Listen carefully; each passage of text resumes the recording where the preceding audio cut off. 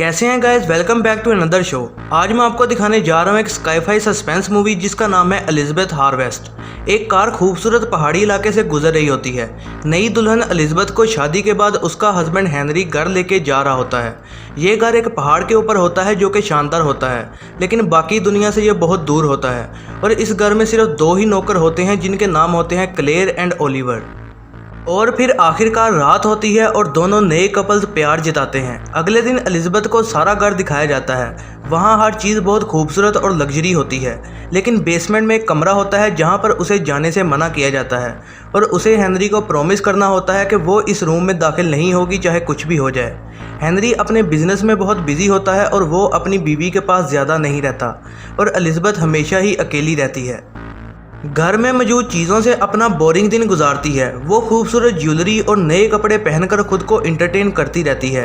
और रात को जब दोनों नौकर महल से चले जाते हैं तो जासूस की वजह से एलिजाबेथ जागती है और उस रूम में जाने का सोचती है जहां पर जाना मना होता है, जहां पर वो फ्रोज़न कैबन्स को खोल देती है जिसमें वो अपने जैसे ही क्लोन्स को देखती है।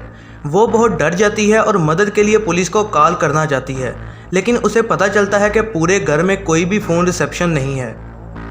अगली सुबह हेनरी घर वापस आता है और एलिजाबेथ पूरी कोशिश करती है कि हेनरी को शक ना हो। ताहम हेनरी को उस पर शक हो जाता है कि वो कुछ बदली बदली सी है।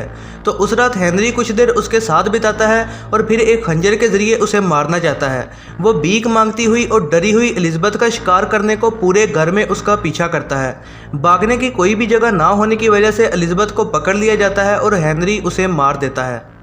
और फिर अपने दोनों मुलाजमों की मदद से अगले दिन हेनरी बॉडी को दफना देता है, जो कि इस मौत पर ज़रा भी सीरियस नहीं होते।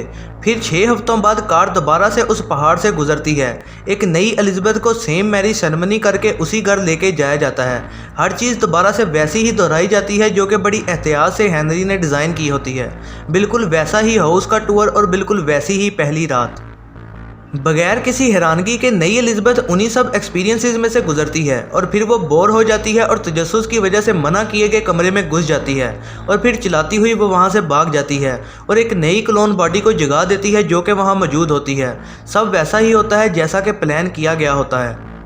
ये अब दोबारा से वक्त है कि हेनरी वही गेम खेले एलिजाबेथ के शिकार की, क्योंकि उसे राज का पता चल गया है। लेकिन इस बार असल में हेनरी उसके हाथों मारा जाता है, जो कि बेहोश होने की एक्टिंग कर रही होती है।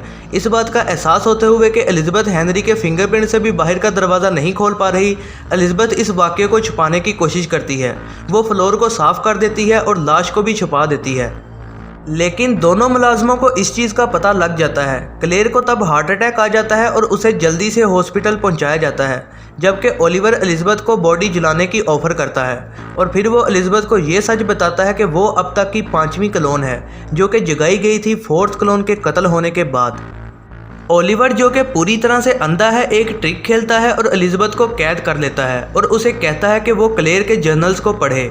उस किताब से पता चलता है कि ओरिजिनल एलिजाबेथ हेनरी की बीवी थी, लेकिन वो किसी बीमारी की वजह से मर गई थी। और हेनरी, जो कि जेनेटिक फील्ड में एक मशहूर साइंसदान था, उसने अपनी बीवी के क्लोन्स बनाए। पहली 2 कोशिशें नाकामयाब थी, तो इसीलिए बाकी 4 क्लोन्स को कैबिन में फ्रीज करके रखा गया था ताकि और बेहतर रिसर्च की जा सके। क्लेयर को 5 साल पहले हायर किया गया था ताकि वो इस रिसर्च में हेनरी की मदद कर सके। और क्लेयर 2 साल बाद इस मेडिकल कंडीशन के लिए जेनेटिक कोडिंग करके क्योर ढूंढ लेती है। फिर हेनरी तीसरे क्लोन को जगाता है और पुरानी मेमोरीज उसमें डाल देता है। तीसरा क्लोन आगाज़ में एक बहुत ही अच्छी कंडीशन में नज़र आता है, लेकिन बाद में उसे एक इशू हो जाता है और उसकी मेमोरी जाना शुरू हो जाती है। 3 हफ्तों बाद तीसरे क्लोन को हेनरी मार देता है और ये कहता है कि उसने खुद को सोते दौरान दम घोट के मार लिया है। क्लेयर को थोड़ा शक होता है, लेकिन वो फिर भी हेनरी पर यकीन कर लेती है और तीसरे क्लोन को दफना देती है। क्लेयर हेनरी को इस फेलियर को बर्दाश्त करने में मदद करती है और बाद में वो दोनों एक दूसरे को प्यार करने लग जाते हैं। और फिर डिनर टाइम के वक्त एलिजाबेथ को मौका मिलता है और वो ओलिवर को गिरा लेती है और उसे बांध लेती है और उसे फोर्स करती है कि वो उसे फ्रंट डोर का कोड बताए। फिर वो जल्दी से कोड टेस्ट करने को भागती है, लेकिन उसे पता चलता है कि उससे धोखा किया गया है। वो गुस्से से उस अंधे ओलिवर के पास आती है, जो कि बेसमेंट में होता है और छठे क्लोन की मेडिकल केयर कर रहा होता है। और जब एलिज़ाबेथ थोड़ी देर के लिए मुंह साइड करती है वो उसे दोबारा पकड़ लेता है और उसे चेन से बांध देता है। अंधा ओलिवर उससे किसी किस्म की डिटेल जानना चाहता है जो कि उसे क्लेयर की बुक से मिलेगी और बदले में वो भी उसे और इन्फॉर्मेशन देगा कि क्लेयर ने एक रास्ता ढूंढ लिया था जो कि याददाश्त जाने वाले इशू को ठीक करता था, लेकिन हेनरी जानबूझकर उन क्लोन्स को मार देता था। और उसी ने ही ओलिवर को भी अंधा कर दिया क्योंकि ओलिवर ने उसे चैलेंज किया था इस बात पर कि वो क्लोन्स के साथ ठीक बर्ताव नहीं करता है। और फिर किताब में और पढ़ने के बाद उसे पता चलता है कि ओलिवर असल में हेनरी का ही एक क्लोन है, लेकिन वो उस आदमी को सच नहीं बताती और ये कहती है कि वो हेनरी का बेटा है।